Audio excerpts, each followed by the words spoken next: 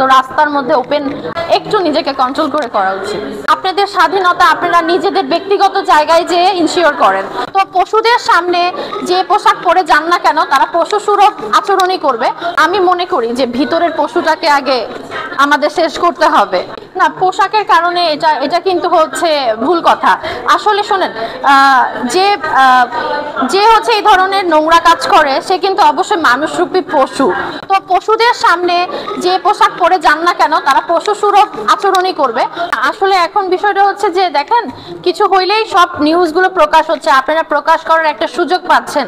হ্যাঁ, মানে এই গভর্নমেন্টের আমলে সো আগেও কিন্তু ধর্ষণ হয়েছে, আগেও কিন্তু অনেক অনাকাঙ্ক্ষিত ঘটনা ঘটেছে, কিন্তু ওইভাবে হাইলাইট করে কিন্তু প্রচার করা হইতো না নিউজগুলো। আপনারাও অনেক সময় দেখা গেছে যে নিউজ একটা কভার করতে মানে 10 বার চিন্তা করতেন যে আচ্ছা এই নিউজটা কি আমি কভার করব কি করব না, কিন্তু এখন সবকিছু চোখের সামনে খোলাসা।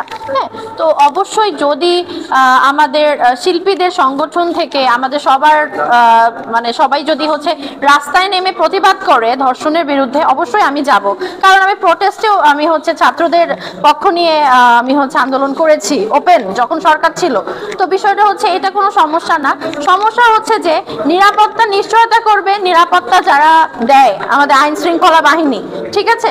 এটা তো আমরা চিল্লায় তো আর হচ্ছে আমরা কিছু করতে পারবো না। আমরা হয়তো বা বিচার চাইতে পারবো, বাট বিচার করবে জজ, বিচার করবে হচ্ছে গভর্নমেন্ট, বিচার করবে আইন শৃঙ্খলা বাহিনী। তো আমি সবার আইন শৃঙ্খলা বাহিনীর উপরে দৃষ্টি আকর্ষণ করে বলছি যে আপনারা আমাদের মেয়েদের, শিশুদের, দেশের সবার নিরাপত্তা নিশ্চয়তা করুন।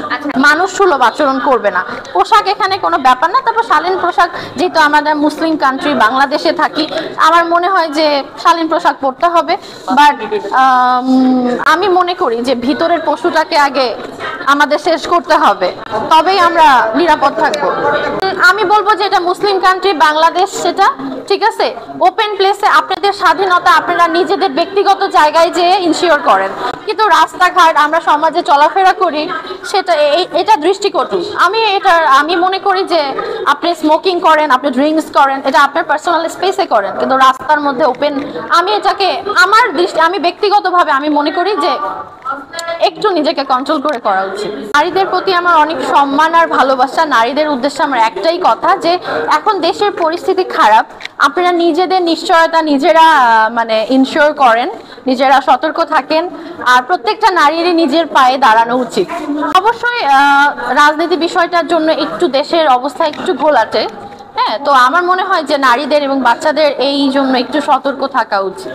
না, ডেফিনেটলি তারা তো কাজ করছেই। হ্যাঁ, তারা কাজ করছে নারীদেরকে নিয়ে, যে সরকারি আসুক না কেন তারা চায় যে বাংলাদেশের নারীরা যেন এগিয়ে যায়, নারীরা যেন ভালো থাকে, এটাই কাজ করে। কিন্তু সমস্যাটা হয়েছে কি, আমাদের প্রশাসনিক এখন অবস্থাটা খারাপ।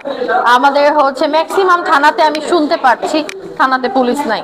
হ্যাঁ, তো যারা নিরাপত্তা দিবে, নিরাপত্তা কর্মীরা যদি কাজ না করে তাহলে তো আমরা নিরাপত্তা পাবো না, রাইট? আপনারা মানে সংবাদকর্মী, আপনারা যদি নিউজ কভার না করেন আমরা তো আসলে বার্তা পৌঁছাইতে পারবো না। সেরকম যারা আমাদেরকে নিরাপত্তা দেয় তারা যদি আমাদেরকে এখন নিরাপত্তা না দেয়, সেই ক্ষেত্রে তো বাচ্চারা, নারীরা তো সেফ থাকবে না। হ্যাঁ, একটু করছি, যেহেতু এত নিউজ দেখতেছি, সন্ধ্যার পর বের হইতে একটু ভয় লাগে।